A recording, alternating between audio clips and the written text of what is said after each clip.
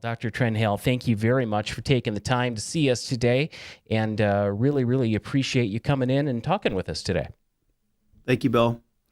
So we'll get started. The title of my talk is Modern Management of Acute Work-Related Shoulder Injuries.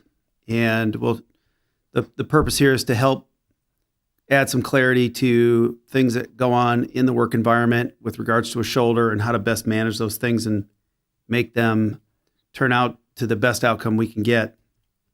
I do have some disclosures, and they're available on the AAOS website as well. Just a quick bit about myself. I'm a fellowship-trained orthopedic surgeon. I specialize in shoulder, knee, and elbow surgery. Pretty much do everything in the shoulder from kids all the way up to the geriatric population with complex reconstructions and revisions. And then I do a sports medicine side where I do sports knee and elbow. I am very much interested in education. I lecture nationally and internationally. I'm pretty involved with shoulder and knee research projects, publications, book chapters, and so on. And I have done some innovating, invented and innovated the first all-arthroscopic biceps tenodesis system, and I'm constantly looking for a better gadget or widget to make my life better, the patient's life better, and easier for everyone involved. So it's been a passion of mine in the shoulder, and just want to share that with you. Objectives in terms of work injuries, we should just briefly talk about the anatomy. We'll talk about instability surgery and instability symptoms, impingement, rotator cuff tears, shoulder arthritis, and even a little bit about shoulder separations, because these are things that you'll see in the workplace. As we all know, the shoulder anatomy is made up of bone and capsule, ligaments, muscles, tendons, and this joint is fortunately or otherwise a very soft tissue dependent joint. And what I mean by that is the shoulder's like a golf ball on a golf tee. It doesn't take much to knock the ball off the tee, and what keeps it there is all the soft tissue surrounding the bones. So that leads us right into shoulder instability. And I think for people on the non-medical side or the non-surgical side, we'll get these reports and they'll use all kinds of crazy words: anterior, posterior, multidirectional, laxity, Hill-Sachs, Bankart, ELPSA, GLAD, bony, this and that. And basically these are all descriptive terms for the shoulder's too loose and it's sliding out, whether it be out the front, out the back, or both ways. It is possible to see this in young kids, but all the way up into the elderly population, where the shoulder's popping, sliding around. They complain of weakness, pain. Sometimes it's audible. And then the history is what's really critical here. It's an anatomic problem. And what I mean by that is historically, we've kind of always focused on an MRI. We go in, fix all the soft tissue, and everything should be fine. But the focus and the advancements in shoulder instability have really looked at the bony structures. And you can see here that we have problems not only on the socket side or the glenoid side, but also the humeral side or the humerus indent called the Hill-Sachs lesion, which can engage. There's instability patterns. People have falls where they slip and fall, an abduction, external rotation injury like you see in the picture here. The downward jerking motion of an arm can tear a labrum and create instability. Upward impaction where you fall on an elbow, maybe it's in front of you or behind you. But the key thing, especially this happens in the work environment, is someone will have a fall, they get x-rays, there's nothing broken or wrong, and they tolerate activities below the waist really, really well. But when they actually start to heal up and improve their activities, they start to do things overhead, and then they realize they have an injury. This is quite different than when you tear your rotator cuff. You sort of can't do much of anything, whereas with a labrum, you can recover more quickly, but then later find out that overhead and activities away from your body are harder to do. As I mentioned, testing is important with radiographs. Certainly we see things like fractures on the glenoid side and on the humerus side, but oftentimes they look normal. And so the MRI is sort of the workhorse here. And the MRI shows the labrum torn in the front on this MRI. And you can see we didn't even need contrast, because oftentimes the blood in the joint from the injury is the best contrast you need. So that's nice if you do it in an acute setting. One thing I want to mention, here's a patient who had instability. We get CT scans and MRIs and things, especially if we're concerned about bone loss. But we're now moving into holographic models. And so this is, I started doing this back in 2021, and it's really creeping its way into all aspects of orthopedics and medicine, where we take a CT, we can make 3D holographic models, and it can help guide us in a way, in a dimension that we've never had before. So this is definitely the future and a big interest of mine. Let's say someone has a subluxation event, and we're able to successfully treat it closed. Obviously, you put that patient in a sling for a few days to calm things down, send them in for therapy for roughly 6 weeks, entertain some nonsteroidals. You want to avoid the overhead activities until we get to the end of rehab. And in a non-surgical setting, you could potentially get someone back 8 to 12 weeks after the injury. But with surgery, it's typically more the 15 to 20 week mark. Now, when we're scoping a shoulder, here we're looking inside someone's shoulder. The socket's on the bottom and the humerus is on the top because the patient's lying down on their side. You can see the labrum is almost torn off completely. It's about 270 degrees. It starts down at the 6 o'clock position there, and it's torn all the way around. This patient's grossly loose, and obviously we need to be here to be fixing this. There have been some requests to show some surgical videos. I know that's not why we're here necessarily, but it is nice to have some perspective. Here we're elevating up the labrum in the front of the shoulder. This is a Bankart tear or anterior labral tear. And then we bring in our little guide and we place anchors into the glenoid. So we'll make a little drill hole here. And I'm going to just move this along a little bit. Here we're passing the sutures around. And so here we're wrapping the sutures around and I'm arthroscopically tying. And then this is the anterior Bankart repair. All right. So now on the humeral side, this is the Hill-Sachs lesion where you see the dent and the back side of the humerus. That's when the ball has dislocated out the front and impaled itself onto the side of the socket. And so this word remplissage is a French word which means to fill. And we're looking in the back of the shoulder from the front, and we're putting an anchor into the humeral head. And then we pass these sutures through the rotator cuff of the infraspinatus. And the reason we do that is if we can put the infraspinatus tendon into the defect, we can add some stability and help pull that humeral head back into where it's supposed to be. And here you can see now we've pulled that tendon. We're getting ready to tie these sutures, and we pull this tendon into the defect, and that helps fill it. So that's why it's called remplissage, which means to fill. It's a nice augment. Now here's a case where this young individual, he dislocated, and the Hill-Sachs lesion isn't out to the side, but it's right in the center of the humeral head. This is a bad situation because it's a big defect. It's a defect that is not easily remedied. And so after much deliberation, we basically went ahead and took an allograft human talus, and we made a new bleeding bed here. And then we brought in a bone plug, kind of like an Oates procedure in the knee. And then here we are driving this in. So we bring in 2 bone plugs. This is called a snowman.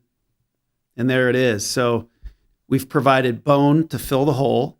And we've also provided articular cartilage that can then help transition the weight of that so that can heal in. And he did very well. And this is just some summary slides. This used to be a very, very large incision with takedown of the rotator cuff in the back of the shoulder. And now this was done through a 3-centimeter incision. So we've definitely had some advancements here. Sometimes we get bone loss on both sides of the joint, the glenoid and the humerus. And you can see here, this patient's had multiple attempts. There's little drill holes where the anchors had gone in previously. And that's where we have to do things like what's called a Latarjet or a Bristow or a free bone block. There's different ways to do this, but basically we're borrowing bone and we're adding it onto the glenoid to make the glenoid bigger. And that provides a lot of not only stability in that regards, but also it drapes the biceps tendon over the top. Another term that you should be aware of is the multidirectional instability, where there is no labral tear. There may or may not be any bone loss of any kind, but there's the capsule's too loose. and the loose makes the patient very hyperligamentously lax. The shoulder starts to slosh around inside, and it makes the rotator cuff work too hard, and they develop all kinds of bad habits, and they have pain. Here's a patient who had an open incision in the front of their shoulder, marked in yellow there, and had an open acromioplasty for instability. Clearly, impingement in this 21-year-old female was not the problem. She has multidirectional instability where her shoulder's too loose. So it's just a case where wrong diagnosis, wrong surgery.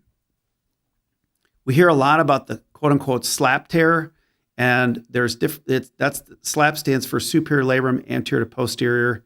So down low here, the labrum's intact, but on the left-hand side of the screen, this is where the labrum is torn off the bone. And usually a real slap is where it starts at the biceps tendon and then moves posterior to that. We try to never fix slaps in front of the biceps tendon anteriorly, and it's usually quite traumatic. It's a fall onto an elbow or even a traction injury. But as people age, you actually can get slap tears that are degenerative slap tears that are seen on MRIs quite commonly, and radiologists pretty much just call all of them. So you have to be careful. Is it a real slap, or is it a degenerative normal age-related fraying that occurs on the superior labrum? So here I'm fixing this, and that fixing of a slap tear used to be never fix a slap over the age of 55 because it can make you arthritic if you make the patient too tight. And that number has trended down into almost like the high 20s or low 30s. So that bit of indication type surgery has changed over the years considerably. Oftentimes what we do instead is we do a biceps tenodesis. So here I'm in front of the shoulder and I'm sewing the biceps to the front of the humerus. And then we cut the biceps above it off of the glenoid and then just debride the slap. That way they don't get too tight. And that's a very common operation in work comp situations. It makes things much more reliable in terms of their postoperative course, and you never have to worry about this because slaps don't like to heal is another problem. So we used to fix a lot of slaps and then they wouldn't heal, and then the patients would still have pain and we'd have to come back and do a tenodesis later. Here's another instance. You really want to address all the pathology, and oftentimes here we're looking in the back of the shoulder, and the posterior labrum here is torn off, and there's a leak where the normal joint fluid leaks in through a one-way valve down into this channel, and you'll see this like yellowish amoeba that comes crawling out of here. That gelatinous fluid is pushing on the nerves in the back of the shoulder. So oftentimes you'll have docs that want to get an EMG for a labral tear, and you're like, why are you getting a nerve test for a labral tear?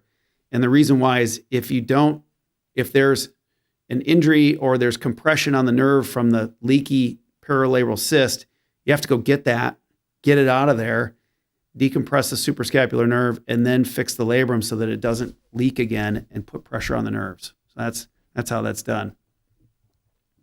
Moving on to impingement.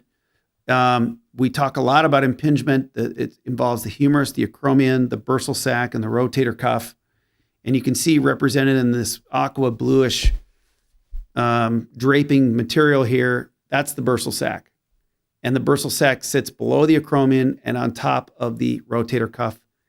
It's the common cold of the shoulder. It starts happening over the age of 40. Patients get pain over the anterolateral acromion, especially with overhead activity. It gets worse with activities and can create weakness. And trauma can bring it on, like a fall or a yanking down action on the arm.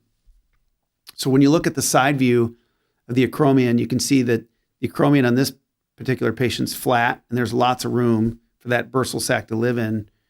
But when you look at an MRI in a sagittal view here, you see the rotator cuff, you see the bursa, you see the humerus, and the acromion, and there's very tight tolerances in terms of how everything fits in there. So if the bursal tissue starts to swell, you can then get some impingement and definitely pain. And oftentimes you can get calcification of the CA ligament, and even the rotator cuff can start to scuff and have changes. So on physical exam, you'll oftentimes see docs talking about the Hawkins test, which is in the upper right-hand corner, and the Neers test, which is in the lower right-hand corner.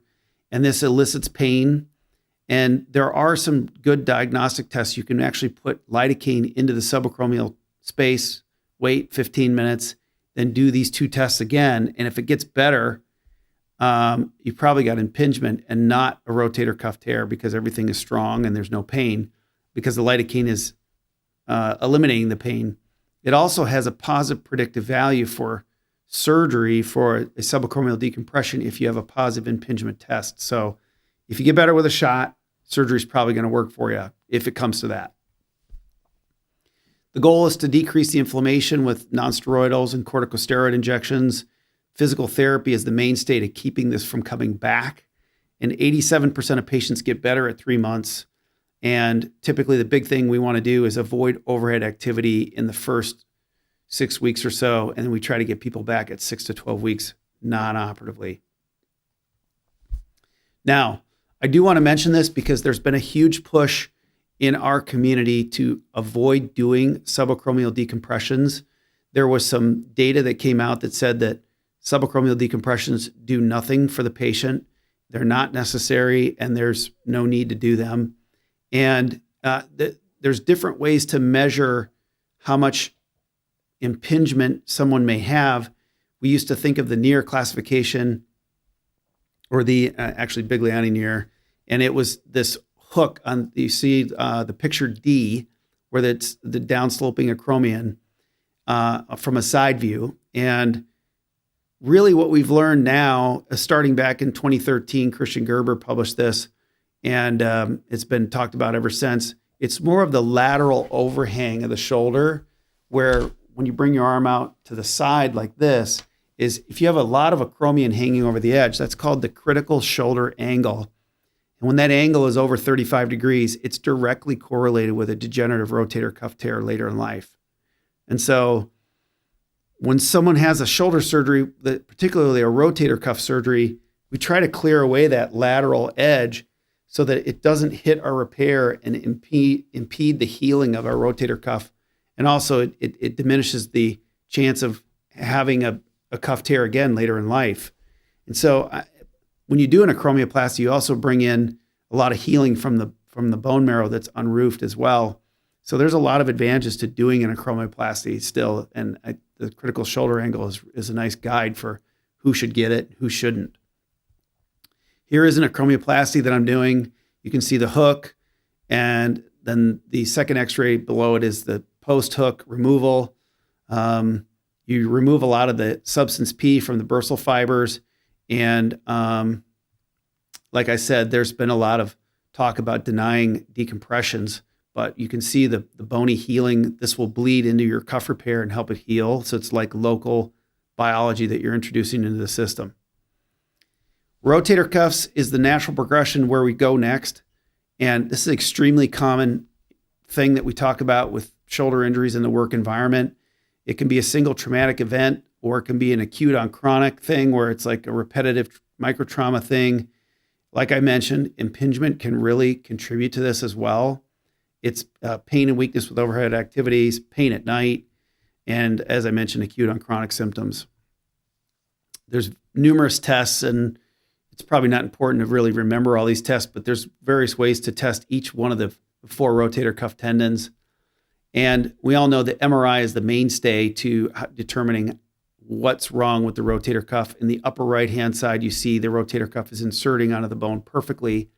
And on the lower right, you see that tendon is pulled off the bone and there's a gap there.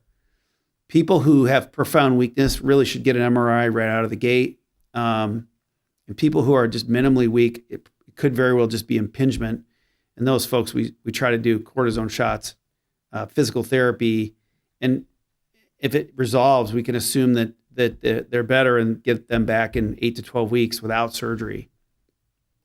Now, when they don't get better and we get the MRI and you see that there's a tear, not all cuff tears are equal. And this is a very, very common space in the work comp environment where if someone's got a small tear versus on the left versus a large tear on the right, you see the purple shows the distance for a small tear. The yellow is very large tear on the right. And then we look at things like fatty atrophy, that area underneath the arrow should be completely full of muscle, and that muscle has shrunk down and been partially replaced by fat. So, and there's grading systems for this. This is the Goutelier system. On the far right is a pretty normal looking supraspinatus fossa. And then in the middle, it's progressed. And on the far left, you see that this really has turned into fat. And the reason that's important is a couple of things. The outcomes when you have fatty atrophy and infiltration are far worse, higher re-tear rates, worse clinical outcomes than if you get to a tendon fast. So I think an MRI is really important. The sooner you can get one, the better. But it also talks to causation, because when you have an injury and then you wait 6 months to a year to get an MRI, you can have severe fatty atrophy and infiltration and not know if that was there the whole time or not. But if you have an injury and you send someone for an MRI and they have horrible fatty atrophy and infiltration, that probably didn't happen at work. That was there a long time ago, which protects the employer and really sets expectations quite differently, because you spent a little bit of money and got a test right away. So that's one of my key points of the whole talk today. This is another article that was published in American Journal of Sports Medicine, the role of delaying between injury and surgery for outcomes of rotator cuff. And basically a systematic review of over 8,000 patients. When you delay surgery for over a year, there definitely is higher re-tear rates after cuff repair, which in my mind, the way I read that is you should get an MRI early, because if it's going to be bad, it's better to hit it on the front end right away. If it's already bad, then it's not the employer's problem, frankly.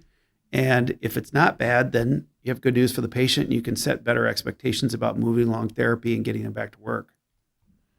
Now, indications for surgery, obviously, there's all kinds of nuances and things, and I'm going to get into that in a minute, but there's partial tears like you see in the movie on the upper right-hand corner, and then there's full thickness tears. It's been shown with many, many studies that full thickness cuff tears get bigger with time. At least half of these get bigger in the first 1 to 2 years. And so if they're full thickness tears, you need to be pretty mindful of addressing that depending on the situation of the patient. And we look at MMI for something like this. We try to get these people back between 4 to 6 months all in. Now, with a small cuff protocol, this is the protocol, and these protocols are all published on our website at Ortho Illinois. And we try to give the protocols to the patients and the case managers every time they come in, so that everyone's on the same page in terms of expectations. And you can see there's 4 phases: the 0 to 10 days, 10 days to 4 weeks, 4 weeks to 8 weeks, the 8 to 12 weeks. I guess there's 5 phases. We think about this, but 16 to 20 weeks is when we have the MMI. Now, when we get into the large tear, you can see this young man can't raise his right arm. He's got what's called pseudoparalysis, and that's when you've got a 3 to 4 tendon tear. And the head is just riding up, it's subluxating up out the top because the cuff isn't there to help push it down and into the joint where it needs to be. And that protocol is extended about 6 to 8 weeks, because we typically tend to delay things and hold the sling a little longer and wait for rehab protocols to give that tendon more time to heal. This slide's entitled Past, Present, Future of Rotator Cuff Surgery. And really over the years, we've done a lot to try to encourage focusing on better techniques, more minimally invasive techniques, better constructs that are less invasive. Mechanically, we've sort of peaked out on anchors because they don't typically fail. The sutures don't tear anymore. And it's really about biology. That's how we're going to get people better and get them back to work faster. What we also know is that rotator cuff tendons, as they heal, they elongate and stretch. And so it's a race between healing and failing. And there are some data that would suggest that large to massive cuff tears have a re-tear rate at almost upwards of 90%. And that doesn't mean it tore off the bone, but it means that it tore a little bit in one area that was weak. And adding biology has been a huge focus of rotator cuff surgery moving forward. The question always comes up, why don't these cuff tears heal? The reason they don't heal is because on the upper colorful picture there, you see an intact rotator cuff. And when part of it tears, it just basically magnifies the amount of tension everywhere else in the tendon that's left. So it's like a rope that's gradually failing. And there's no way that tendon can really get a chance to repair itself or fill in because there's just too much tension. So for years, this is my video. This is my publication in the arthroscopy techniques, an all arthroscopic patch using a dermal graft. And we've been trying to use dermal grafts for at least the 22 years I've been in practice with really, frankly, mixed results. And so we put this in and it looks amazing and it's super strong at the very beginning right away. We always thought that mechanical fixation immediately and biologic fixation later was the answer to rotator cuff surgery. And frankly, that just has not panned out. And so I don't do this anymore. Basically, when you put a dermal patch, like I just showed you, over the top of a native rotator cuff, you basically get a patch that's encapsulated into a dense scar formation. And that's called a conduction response. Whereas an induction response is where you put a biologic, highly porous implant that creates fibrovascular tissue ingrowth, and it propagates through the whole tendon and basically rebuilds the tendon. And that's called an induction response. And biomechanically, when you test these two responses, the induction response is twice as strong in the animal models that have been tested. So this is a non-structural biologic solution. This is made from an Achilles tendon of a cow, believe it or not. They take it into a lab, they strip all the DNA off of it and basically just use the collagen fibrils. And this can be done arthroscopically where you place this in the shoulder and you spread this out over the tendon. And then over time, it integrates in and goes away. Now, it has less than 50 nanograms of DNA in this, so there's really no rejection because the rejection happens from proteins and DNA. And so the whole thing is about integration. It promotes new tendon-like healing. And here's a video of me putting one of these in. It's pretty darn straightforward. You can put these in over a massive that you've repaired, or you can put this in over a partial.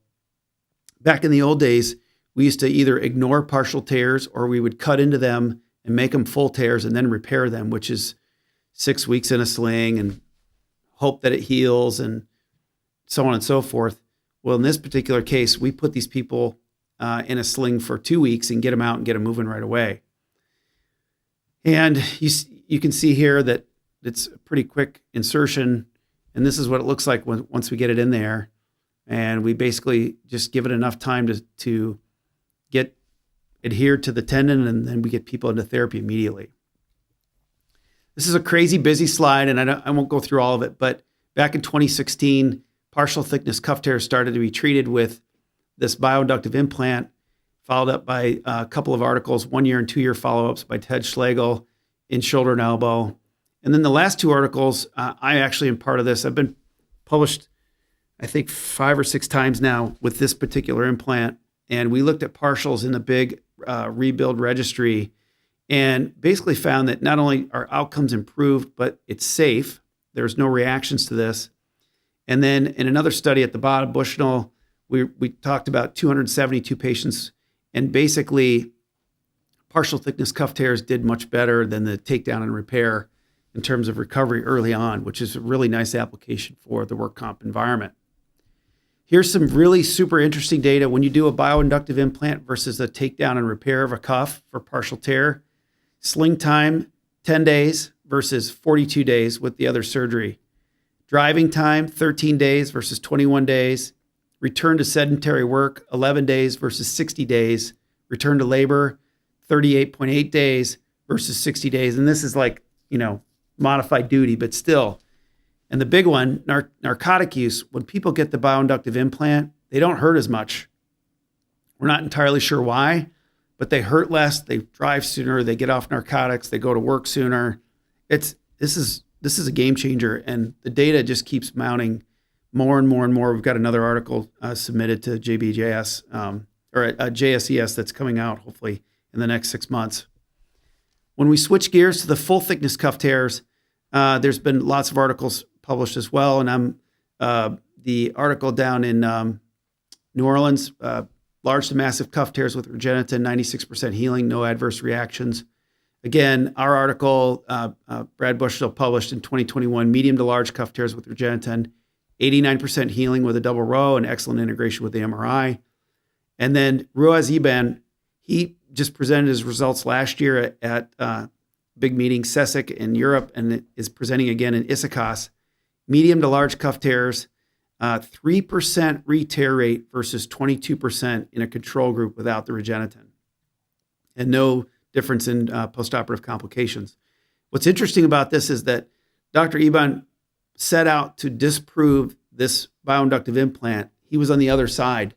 And when he got his results, obviously it changed his mind because it's changed re-tear rates and really helped patients. When we compare the re-tear rates, which is the main problem that happens in the work comp arena, is you did all this stuff for the patient, you operated on them, then they're doing poorly, and you get another MRI and it's retorn. It's like, oh, we got to start all over.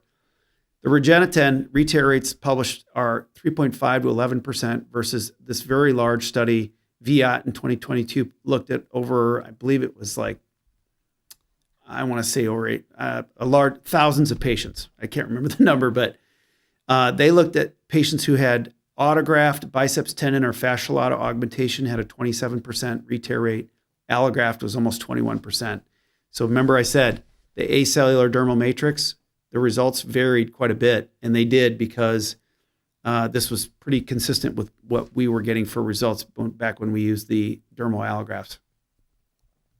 So when you've got a large tear, this is one of my patients, had pretty large tear. So we went ahead and we did the decompression for the biology, and then we start to fix the cuff and we do a tension-free repair. We're using tapes and sutures, and we're using vented anchors to help bring biology. We do a double row, and you can see there was still some tendon loss. So we added a bioinductive implant, and this has been shown to be safe, effective, excellent, durable outcomes. So until we find something better, this is what I like to do for some of these tears where patients have risk factors like diabetes, smoking, large tear, poor tissue quality. There's a lot of talk always about bone marrow aspirate, stem cell, progenitor cells, PRP, and so on. And frankly, none of these things have really borne out other than in tennis elbow. Frankly, it's just, there's more articles that point away from it than towards it. And I think that's, we need to learn more about that, in my opinion. But it could be right around the corner. It's just the data isn't quite there yet, like it is with what I just showed you. Some other fun, exciting things, they're talking about putting things like butyric acid in sutures, in the anchors, because we know things like butyric acid encourage angiogenesis to make things have more blood supply and potentially make it heal faster. But that we're not there yet on that front either. And sometimes the cuff's going to fail. It's just going to happen. And so in this case, you've got a 5-centimeter cuff tear. The head is higher than the glenoid, and it's high riding. There's lots of fatty atrophy. This is a bad situation, and this is pseudoparalysis oftentimes. You're going to hear about this, if you haven't already. This is the balloon. And this was several years ago, this was introduced into the United States. I was one of the 20 surgeons that did these cases in a double-blind study with the FDA, in conjunction with the FDA. We were allowed to put these into patients, and the patients didn't know whether they had the surgery or not. So that was kind of a neat, exciting thing. But you put this balloon in, and it helps push the head down and sort of substitute for the rotator cuff. It's technically very, very easy to do, but the balloon dissolves in 3 months, and it really is only an internal splint to help rehab the deltoid. Probably in the working environment is the superior capsular reconstruction. There's various ways to do this. This is my technique where we're bringing in a hamstring allograft to go back and forth and weave the hamstring across the joint from the humerus to the glenoid. And then we basically just snake this tendon back and forth. And we just recently published this in December of this last year. And once you get this weaved back and forth, we can reinforce this sort of like that pot holder that you made your mom in 7th grade art class. So we're going up and down and back and forth, and you what this does is it allows us to micro adjust each band and make it very rigid. And then we can fix the rotator cuff over the top, and we can't get it all the way closed, but that internal splint inside really helps bring the head down and make it more durable. And this is the superior capsular reconstruction looking from the joint side. And you can see how it would hold the head down and optimize what's left. And we've been able to get people back to work with this. Here's a gentleman that refused having human tissue. He's 10 weeks out from surgery, and we used a synthetic graft on him. Costs more, quite a bit more. And so I try to use hamstring instead, but he did amazingly well. I've done a couple of these, and people are pretty happy.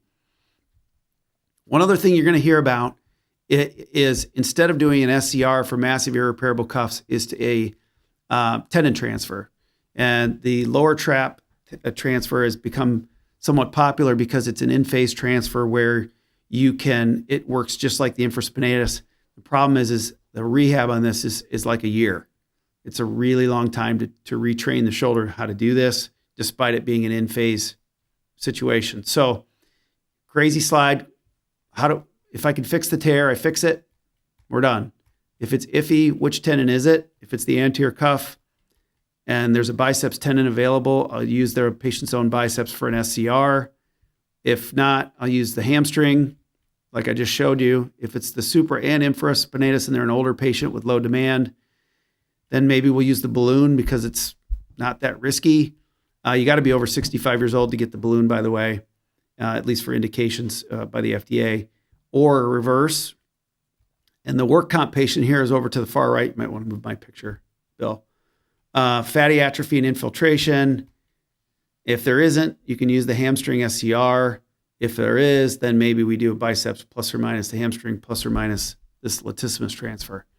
So there's a lot of decision-making that goes into cuff surgery and how to best manage each problem individually. So you may get multiple opinions based on all the different factors, the data, the patient's comorbidities, and so on, and their demands. Switching gears here as we wind this down, osteoarthritis of the shoulder you'll see osteoarthritis on the left, and on the right, you see cuff tear arthropathy because the head's high riding. An irreparable cuff tear is a real big problem. And as I mentioned, in young patients, you want to attempt to repair whatever you can. In the older patients, you sort of try to buy them time with the reverse shoulder. And then this is where the balloon, again, I'm showing another balloon going in. And I don't do that many of these, but I think in a real small, narrow patient, it does have its role. But as I mentioned, the FDA says you have to be 65 or older to use it. So doesn't exactly fit into this patient population that we're talking about here. With shoulder arthritis, it's typically degeneration of the articular cartilage, which has a genetic component, an age component, overuse component, post-injury sequela. It can be as young as 30 and have it, and recurrent dislocations can even lead to it. We try to calm down the arthritis with anti-inflammatories, steroids, hyaluronic acid, and so on.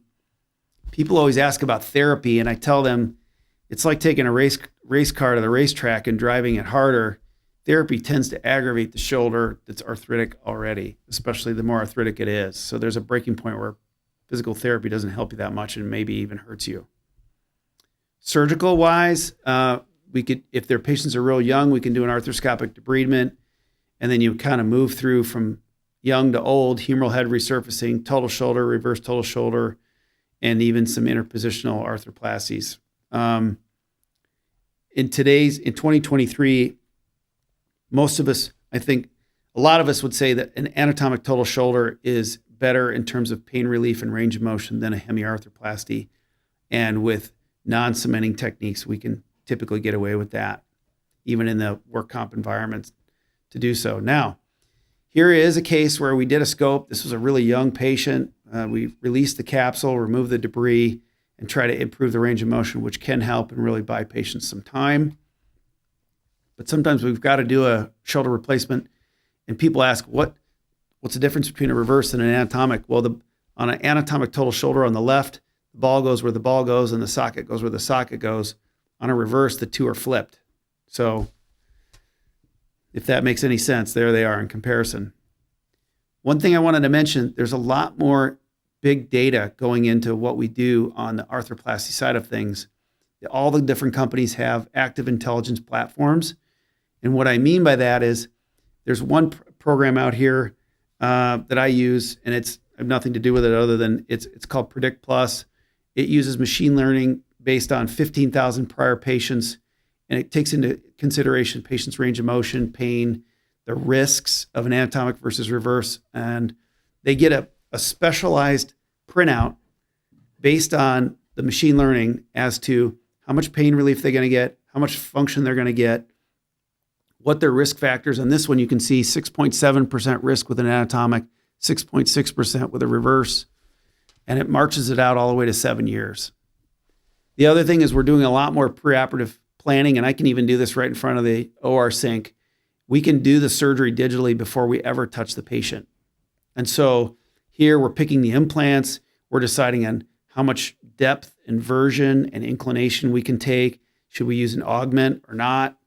And then once we get that in, we can freeze that, save it, and then we can navigate it. So here I'm using the computer to guide my hand, and yet I'm still in control, and I can make decisions on the fly. And basically, you can see here I'm drilling in. I've got my targeting device. Now, back to the holo. Here I've got the holographic headset, and now instead of looking over to my left at the computer that's looking at the patient's transponders, now I'm looking at a visualized virtual touchscreen in which I'm now able to look at the same field of view and the same depth of field, which is important for accuracy. So this is what I'm seeing. Here's the computer, which I used to have to look at, but now I'm looking right down into the incision. I've got my 3D models on the right. I've got my virtual monitor on the left. We've got these various X-ray tools that we can use, and I'm looking right through the headset, but yet I can still operate. So here I can substitute out bone and look right through the middle of it. Pretty cool stuff. And this is just the beginning of navigating these things in a whole nother level. And this is not just happening in arthroplasty, it's happening in sports. It's happening across orthopedics altogether. So the reverse total shoulder, as I mentioned, irreparable cuff tear, end-stage arthritis, usually over the age of 70, but those numbers are going down. It is a nice solution for pseudoparalysis, and it tries to be the last resort operation because these things can break, they can dislocate, you can get an infection from a bad tooth or whatever it is.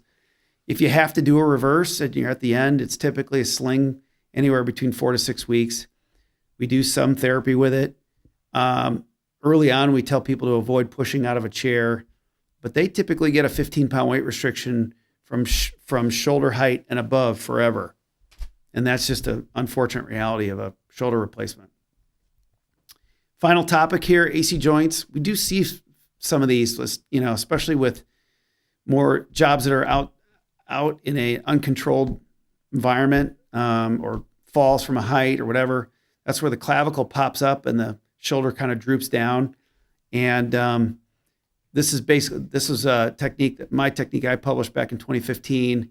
But the whole goal of this is to reconnect the clavicle to the undersurface of the coracoid, where we're using a small metal button on the top and on the bottom. And then I like to pass a hamstring tendon to back this up. So it's sort of a double type of reinforcement. So here we're passing the wire around, pulling the sutures, and then here comes the hamstring right there. And we can pass that under direct visualization, then we tie it up over the top of the coracoid, or of the clavicle rather. So in conclusion, you've probably heard enough, but just some parting thoughts here. With instability, we want to intervene early because the longer the shoulder is sliding in and out of the socket, the more bone loss can wear away. And bone loss is a big problem. So we typically are pretty mindful of that, and oftentimes we're ordering a lot more CTs than we used to. Be wary of slap tear management. If someone wants to fix a slap, there better be a pretty good reason, because oftentimes tenodesis is a better option for a work comp environment. Rotator cuff surgery, early MRIs help you get a good diagnosis, a better outcome, earlier surgery, and also it helps figure out causation as well. And biology is definitely the future in terms of rotator cuff surgery. In terms of arthritis and or cuff tear arthropathy, we're getting a lot more high tech with things like big data, machine learning, GPS navigation, and the likes. So pretty exciting stuff for the future. I'm going to stop and we can take some questions if there are any. And just a friendly reminder for you, too, for any more questions about workers' compensation, referrals, or to learn more about our Fast Track program for injured workers, make sure to go to our website at orthoillinois.com. Click on Employers. In Algonquin, Elgin, McHenry, in the greater Chicagoland area, please call Paul Strandquist at 815-847-7088. For Rockford and North Central Illinois, you would call me, 815-847-7044. I've got a bunch of questions already kind of populating in, Dr. Trenhaile. One of the things that I heard you say multiple times was the word causation, which I know perks up the ears of our work comp case managers. So what are some of the most important things, or maybe even the most important thing about establishing causation in a work comp shoulder surgery? Well, certainly the history is critical. The timeline by which things happened, the surgical history prior always is interesting and helpful for the treater as well as everyone else involved. But like I mentioned, getting an MRI early, I mean, historically, I think we've been slow to get the MRI. We're trying to save money. We're trying to, treat people conservatively and not operate on them. But frankly, as the cost of MRI has come down and the access has gone up, I think it's a good thing to do right out of the gate because it can add a lot of information of what's wrong, what do we need to do about it, is it serious or not, and let's make a plan and move forward. And that also establishes a timeline as to what happened. Can you speak the MRI portion of it a little bit? Because as you said, the cost of MRI has gone down, but there are still a lot of discount MRIs out there. So how important is a quality MRI scan to you for pre-surgical planning, for diagnosis and treatment? Well, I mean, they're not all created equal. I'll say that. And I'll also say that, it's in our situation, we're very spoiled. I've got a radiologist who practically just reads shoulder MRIs all day, like fellowship trained, musculoskeletal. Those are the kind of folks that you want reading your MRIs because they're right on the money, and you can see every time when you go in arthroscopically, you're like, yep, that's exactly what it said. So a good quality MRI is critical, and a good read to help, because a good MRI and a bad read can be more damaging than a quasi okay MRI and a quasi decent read. Right. Because you get the wrong diagnosis, you can't get approval, you can't move forward. Everything sort of grinds to a halt, and then the time piece comes in, like I mentioned in the talk. So what about, there's so many different things going on in the shoulder. What about a patient that presents, with numbness, weakness? They still have a positive MRI, but you've seen this enough, that there's something else going on. How do you manage those types of patients? So I think for people on the call, one thing that's super critical, and I see people in the clinic all day long, and there's a lot of folks that have neck and shoulder pathology, and you have to sort out, is it primarily neck, primarily shoulder, or is it both? And sometimes they've got a real operative surgical problem in the shoulder, but their neck is an absolute mess. And if you've got someone with a bad neck and you try to operate on their shoulder through that, it can be a real problem, because shoulder surgery is very physical therapy dependent, especially cuff surgery. And if someone's got a bad neck and you put them in therapy, they're miserable patients. And the neck needs to go first. I always tell patients, start in the middle, work your way out toward the extremities, and things will go much more smoothly, and you'll navigate the whole medical portion of this patient's episode much faster and more cleanly if you do it in that way. So Yeah, I'm a big proponent of checking people's necks, not because I'm looking for more trouble, but I'm trying to avoid trouble. Got it. Pam had a question about AC joint separations. Do all of them require surgery? I try to operate on none of them if I can. In fact, kind of side topic here, but we treat a lot of hockey players with the team in town and whatnot. And oftentimes we try to, if there's a bad AC separation, we try to not fix those until the players retire. And those are actually work comp injuries as well. But we still don't fix your AC joint until you're done playing pro hockey, and then we fix them. Now, there are these patients where the clavicle is moving around so much that it won't even find a new home and scar down. Those typically need to get fixed. But a lot of them, we try not to fix them. We try to rehab them, see if they can accommodate that and move on without it. That's my first preference with those. Casey had a question too, and I think you might have addressed this just with different terminology. What about distal clavicle resections here in NE? I'm not sure where NE, if you're coming from a distance, but most RTC include the distal clavicle resections. So we never, in my opinion, you never operate on a distal clavicle because it looks bad on an X-ray or it's read as horrible arthrosis on a CT or MRI.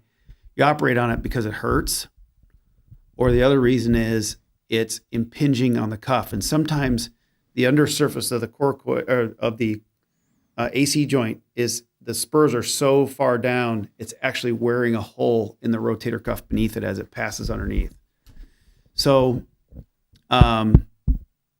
it's really a symptomatic AC joint that it requires surgery. Beth states here that in the past they've seen a lot of cases of employees that have had failed arthroscopy surgery and then need to go back to have a second surgery.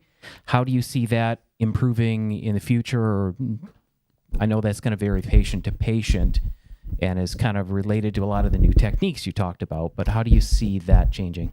Yeah. So again, first thing, correct diagnosis. Second thing, good surgical plan with execution.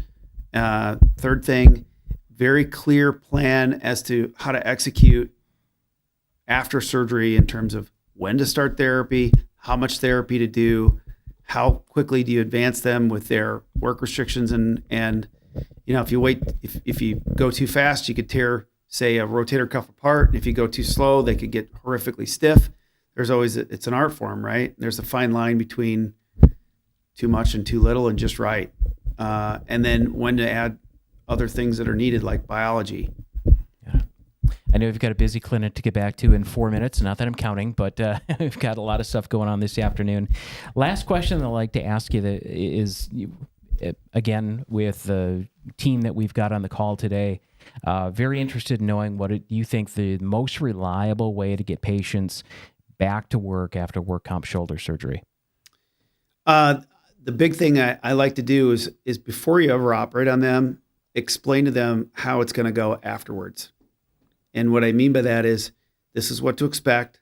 This is what to expect from the surgery. And then this is how long the sling is going to happen, or this is when you're going to go to therapy. This is when you're going to go to work.